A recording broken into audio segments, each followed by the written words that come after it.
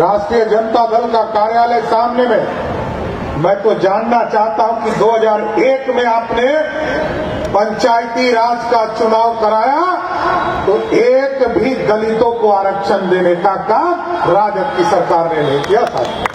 Congress party के पूर्वजों ने, चाहे वो पंडित नेहरू हो, चाहे वो इंदिरा गांधी हो, चाहे वो राजीव गांधी हो, इन तमाम लोगों ने, चाहे अति पिछड़ा हो या दलित हो, सबके आरक्षण का विरोध किसी ने किया?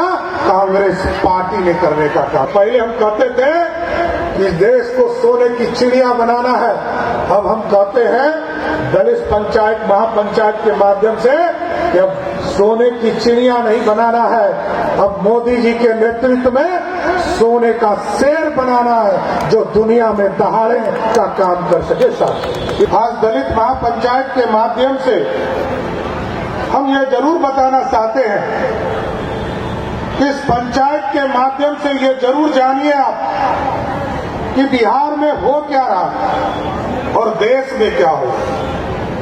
और साथियों, देश की चर्चा आदरणीय अर्जुन मेघवाल जी करेंगे, लेकिन मैं बिहार के बारे में जरूर बताना चाहता हूं। साथियों, बिहार में 2001 में 20 साल के बाद, 25 साल के बाद पहली बार पंचायती राज का चुनाव हो रहा था।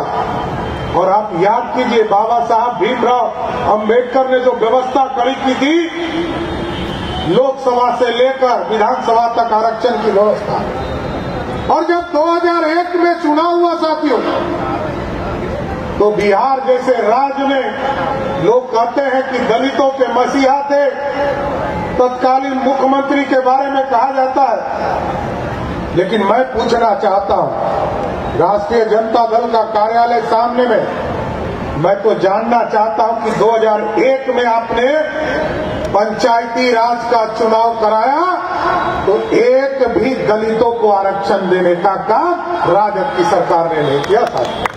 लेकिन जब आपके आशीर्वाद से बिहार में लोकप्रिय मुख्यमंत्री नीतीश कुमार जी बने, सर्वश्रेष्ठ सुशील मोदी जी उप मुख्यमंत्री भाजपा की ओर से बने, तो याद कीजिए 2005 के बाद जब सरकार आपने बदला, 2006 में जब चुनाव हुआ तो 16% आरक्षण किसी ने दिया तो वो एनडीए सरकार ने देने का काम किया था। और ये स्पष्ट है कि आज भी और कल भी जब डॉक्टर श्यामा प्रसाद मुखर्जी जी के नेतृत्व में भारतीय जनसंघ इस देश में स्थापित हुआ और जब आजादी के बाद पहली बार कानून बनाने का काम किया जा रहा था, तो बाबा साहब अंबेडकर के खिलाफ षड्यंत्र करके पंडित नेहरू ने सभी मुख्यमंत्रियों को पत्र लिखा और कहा कि आरक्षण का विरोध करो।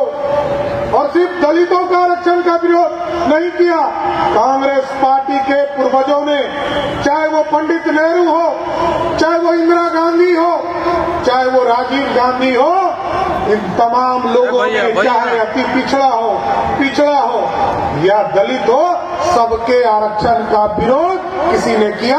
कांग्रेस पार्टी ने करने का काम किया। ठाकुर जी यहाँ के पिछड़ों को आरक्षण दे रहे, दलित समाज को विशेष तौर पर पंचायती राज की व्यवस्था में आरक्षण दे रहे थे, तब भी कांग्रेस पार्टी खिलाफ कर रही थी। लेकिन साथियों, हम जब सरकार में आते हैं, भारतीय जनता पार्टी हो, एनडीए हो, सब लोग सबका साथ, सबके विकास की बात करते हैं। आदरणीय प्रधानमंत्री जी के नेतृत्व में लगातार भारत बढ़ रहा और भारत बढ़ रहा तो हम योजना भी चला रहे हैं। भारत की सरकार की चर्चा करेंगे अर्जुन मेघवाल जी, लेकिन आपके आशीर्वाद से जब एनडीए की सरकार बनी साथियों, तो यहाँ जो हमारे दलित वर्ग के बच्चे हैं उसको छात्रवृत्ति देने का काम बिहार की एनडीए सरकार ने किया। और इस बार जब मैं बजट पेश कर रहा था साथियों, इस बार हमने कहा है कि 1 अप्रैल 2025 से अब छात्रवृत्ति को हम जितना 1000 रुपया देते थे, इसको दुगना करके 2000 रुपया देने का काम करेंगे। जिला के स्कूल में आकर, कॉलेज में आकर, लेकिन हमारी बहनें नहीं पढ़ पाती थी। हमने एक योजना चलाया है 3800 जिले में, हम पूरी व्यवस्था खड़ा कर रहे हैं। सावित्रीबाई जी को, सावित्रीबाई फूले को इस देश में प्रथम शिक्षिका के तौर पर जाना जाता है। और हम लोगों ने व्यवस्था किया है कि 38 के 38 जिले में हम सावित्रीबाई फूले के नाम पर छात्रावास, छात्र महिलाओं के लिए, छात्राओं के लिए छात्रावास बनाने का काम सभी जिला हेडक्वार्टर पे बनाने का काम करेंगे। और साथियों, आप सोचिए कि इस प्रदेश में लगातार इस बिहार को बदलने का काम मुख्यमंत्री नीतीश कुमार जी के नेतृत्व में हो रहा है। और आप सोचिए, इस प्रदेश में 1990 तक 2 इंजीनियरिंग कॉलेज थे साथियों, 2। आज कितने हैं? 90 से लेकर 2005 तक एक भी इंजीनियरिंग कॉलेज नहीं खुला। और आज लालू जी कहते थे हम बच्चों को चरवाहा विद्यालय में पढ़ाएंगे, 4 रुपया लिया जाता था, 4.5 रुपया। आज नीतीश कुमार जी और एनडीए की सरकार कहती है कि हम इंजीनियरिंग कॉलेज में पढ़ाएंगे, मात्र 10 रुपया लेने का काम करेंगे। आज बिहार में हम लोगों ने महिलाओं के लिए अलग बजट किया है, कृषि बजट अलग किया है, और जो SC/ST वर्ग है इसके लिए भी बजट अलग से व्यवस्था किया है, जिससे कि उनका कल्याण कर सके। और आप जानकर आश्चर्य होगा कि जो 22,000 करोड़ का बजट था उसको बढ़ाकर 3,17,000 करोड़ का बिहार का बजट किया गया। इसलिए साथियों, ये स्वर्णिम काल देने वाला बिहार है। और यहीं पर पंडित चाणक्य ने सपना देखा था इस भारत को श्रेष्ठ बनाने का।